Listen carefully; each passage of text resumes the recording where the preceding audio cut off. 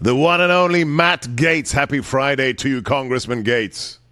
Oh, it's good to be with you, Seb, though I can't say it's a happy Friday on Capitol Hill, where we have proceeded onto a $98 billion foreign aid bill in the absence of what I think we needed to do on our own southern border. I think it's very damaging to be worried about borders oceans away when we've shown just a willing destruction of what keeps our nation safe and sound and free. And so I'm disappointed in that, and now we're going to do what we can to try to get whatever amendments into this process, but it seems pretty pre-cooked.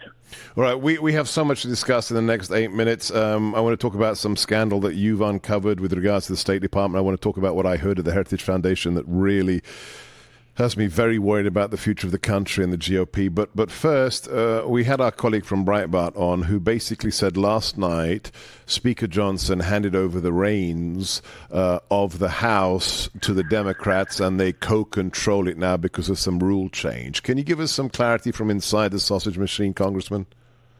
Well, I think that the rules of the House remain the same.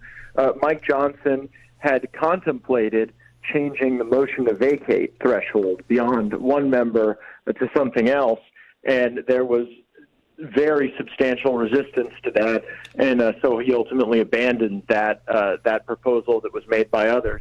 But I think that that's an important accountability tool. I've often said I would be willing to raise the threshold for the motion to vacate if we would ban congressional stock trading.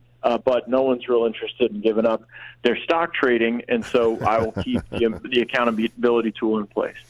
We seem to be in a kind of narrative battle on our side with those who say he's trying to do his best. He's not exactly a forthright warrior, but we shouldn't rock the boat 6 months out before the election. And others, like your colleague Marjorie Taylor Greene, who are saying we got to get rid of him now. Where do you stand on the issue of the Speaker's future?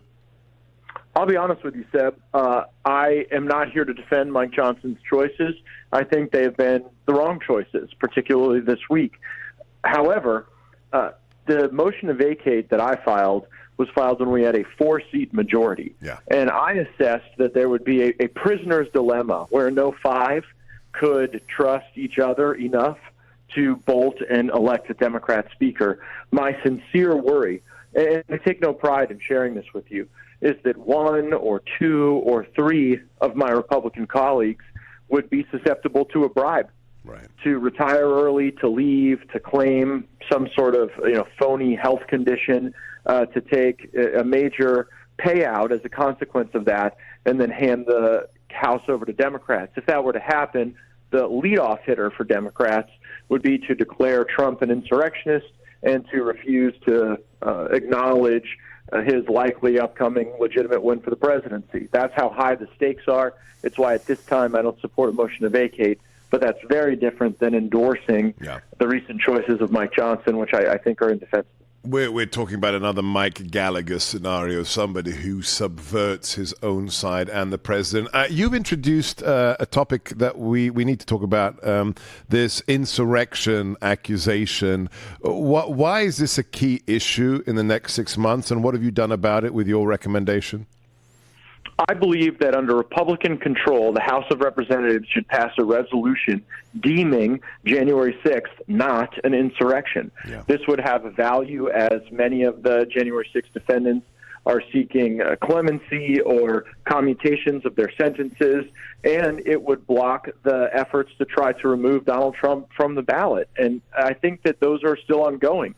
It would also be kryptonite to the claim that Jack Smith is trying to make, that President Trump was somehow criminally responsible for what happened on the Capitol on January 6th. And so we ought to do that. We have, I think about 100 co-sponsors, and I'm encouraging the Judiciary Committee to hold a hearing on that soon.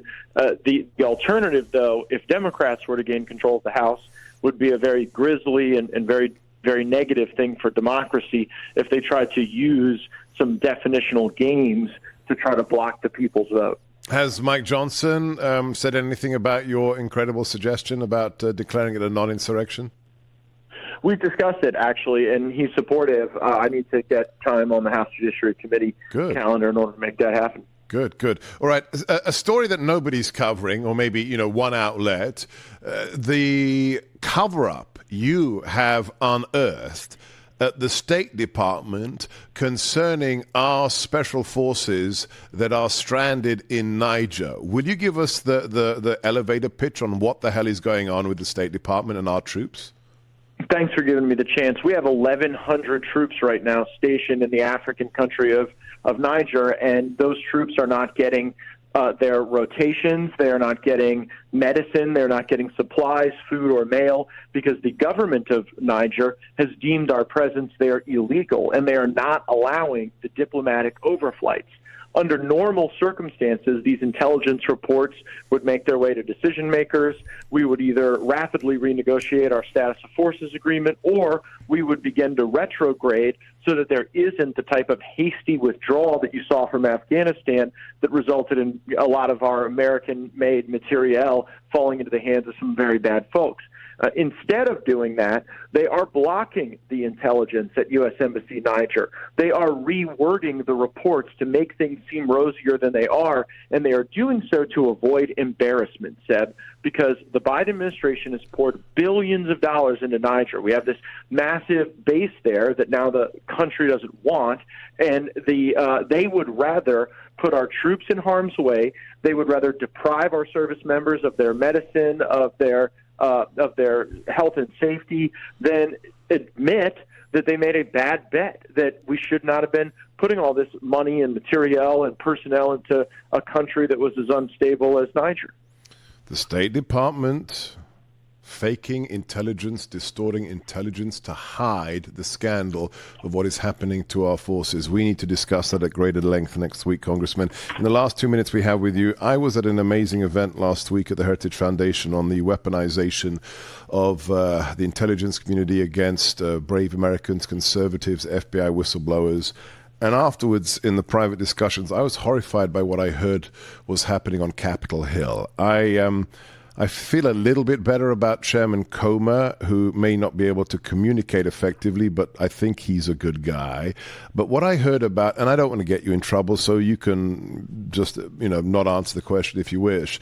But what I heard about staff working for the GOP, especially on the Judiciary Committee, working for Jim Jordan, staffers sabotaging whistleblowers, working against the interest of uncovering what Hunter Biden really did. Are staffers in control of the GOP on Capitol Hill, Congressman? Well, staff have an important role to play. I don't know that I would agree with those assessments quite as you put them. I think that we always need to be more aggressive at pursuing subpoenas.